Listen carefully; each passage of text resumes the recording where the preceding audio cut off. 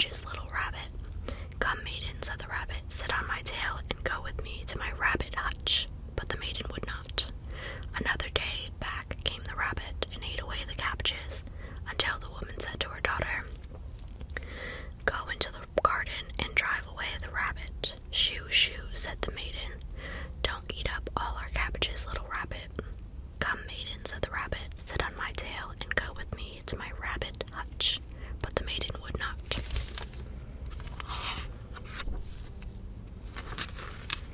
Again, a third time back came the rabbit and ate away all the cabbages, until the woman said to her daughter, Go into the garden and drive away the rabbit. Shoo, shoo, said the maiden. Don't eat up all our cabbages, little rabbit. Come, maiden, said the rabbit, sit on my tail and go with me to my rabbit hutch. And then the girl seated herself on the rabbit's tail, and the rabbit took her to his hutch. Now, he said, set to work and cook some bran and cabbage. I'm going to bid the wedding guests. And soon they were all collected. Would you like to know who they were? Well, I can only tell you what was told to me.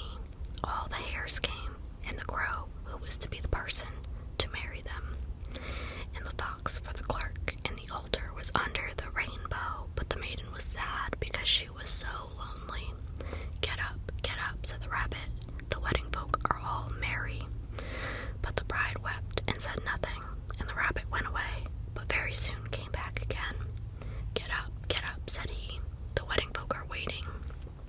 But the bride said nothing, and the rabbit went away. Then she made a figure of straw, and dressed it in her own clothes, and gave it a red mouth, and set it to watch the kettle of bran.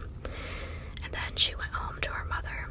Back again came the rabbit, saying, Get up, and he went up and hit the straw figure on the head, so that it tumbled down. And the rabbit thought that he had killed his bride, and he went away and was very sad.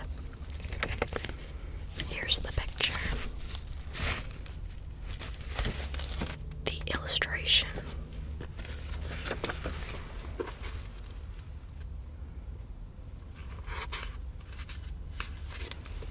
Oh, that is all of the first story. So maybe I will also read the next story, which is 6 Soldiers of Fortune. There once was a man who was a jack of all trades. He had served in the war and had been brave and bold, but at the end of it, he was sent about his business with 3 farthings, and his discharge. I'm not going to stand this, said he. Wait till I find the right man to help me, and the king shall give me all the treasures of his kingdom before he has done with me. Then, full of wrath, he went into the forest, and he saw one standing there by 6 trees, which he had rooted up as if they had been stalks of corn. And he said to him, Will you be my man and come along with me? All right, answered he.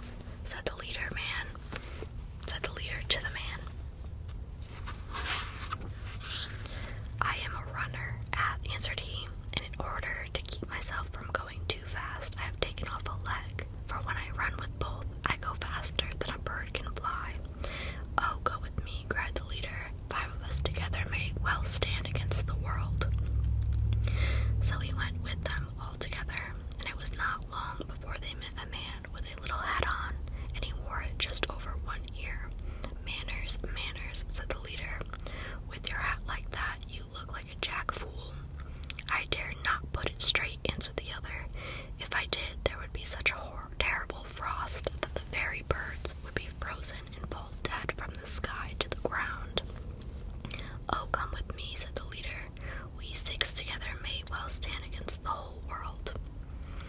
So the 6 went on until they came to a town where the king had caused it to be made known that whoever would run a race with his daughter and win it might become her husband, but that whoever lost must lose his head into the bargain.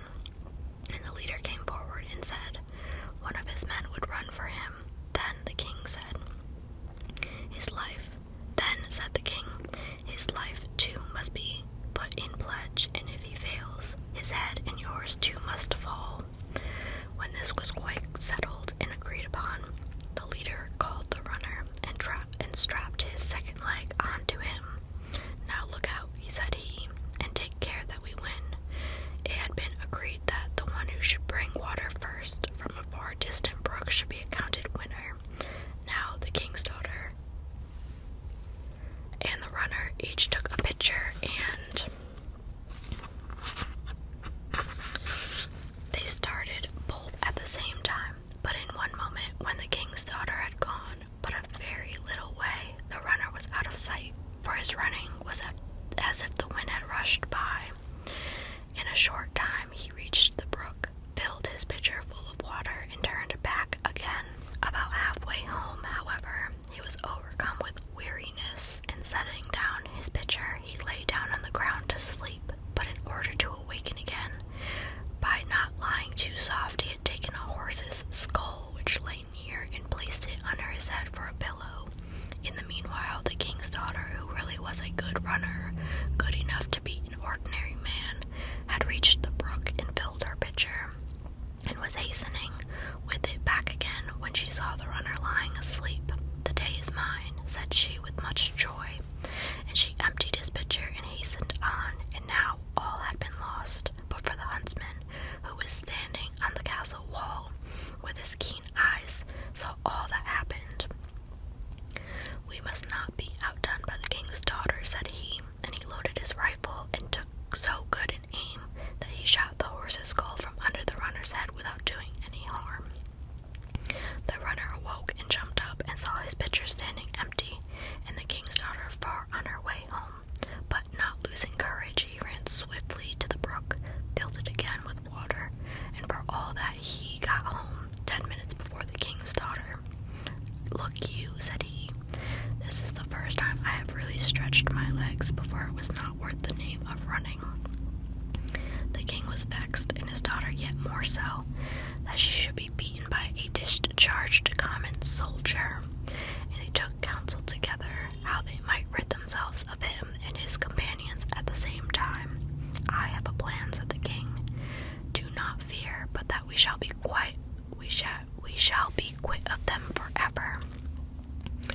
Then he went out to the men and bade them to feast and be merry and eat and drink, and he led them into a room which had a floor of iron, and the doors were iron, the windows had iron frames and bolts. In the room was a table set out with costly food. "Now go in there and make yourselves comfortable," said the king. And when they had gone in, he had the door locked and bolted.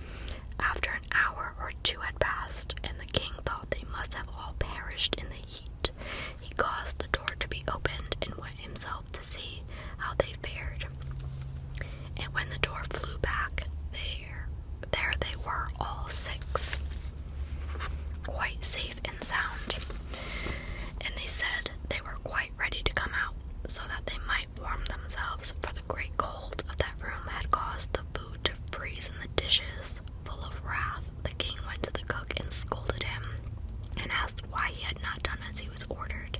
"It is hot enough there, you may see for yourself," answered the cook. And the king looked and saw an immense fire burning underneath the room of iron, and he began to think that the 6 men were not to be rid of in that way. And he thought of a new plan by which it might be managed, so he sent for the leader and said to him, "If you will give up your right to my daughter and take gold instead, you may have as much as you like." "Certainly, my lord," answered the man. "Let me have as much gold as my servant can carry, and I give up all claim to your daughter." And the king agreed that he should come again in a fortnight to fetch the gold.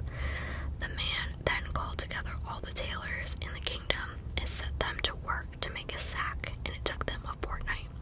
And when it was ready, the strong man who had been found rooting up trees took it on his shoulders and went to the king. "Who is this immense fellow carrying on this shoulder a bundle of stuff as big as a house?" cried the king, terrified to think how much gold he could carry off. And a ton of gold was dragged in by 16 strong men, but he put it all into the sack with one hand, saying, "Why don't you bring me some more? This hardly covers the bottom." So the king bade them fetch by degrees the whole of his treasure, and even then the sack was not half full. "Bring more," cried the man. "These few scraps go no way at all." Then at last 7,000 wagons laden with gold collected through the whole kingdom were driven up, and he threw them in his sack, oxen and all. "I will not look too closely," said he, "but take what I can get, so long as the sack is full." And when all was put in, there was still plenty of room. "I must make an end of this," he said. "If it is not full, it is so much the easier to tie up." And he hoisted it on his back and went off with his comrades. When the king saw all the wealth of his realm carried off by a single man, he was full of wrath, and he bade his cavalry mount and follow after the 6 men, and take the sack away from the strong man. 2 regiments were soon up to them, and called them to consider themselves prisoners, and to deliver up the sack or be cut in pieces. "Prisoners, you say," said the man. "Who could blow? Suppose you first have a little dance together in the air." And holding one nostril and blowing through the other, he set the regiments flying head over heels, over the hills, and far away. But a sergeant, who had 9 wounds and was a brave fellow, begged not to be put to so much shame, and the blower let him down easily, so that he came to no harm.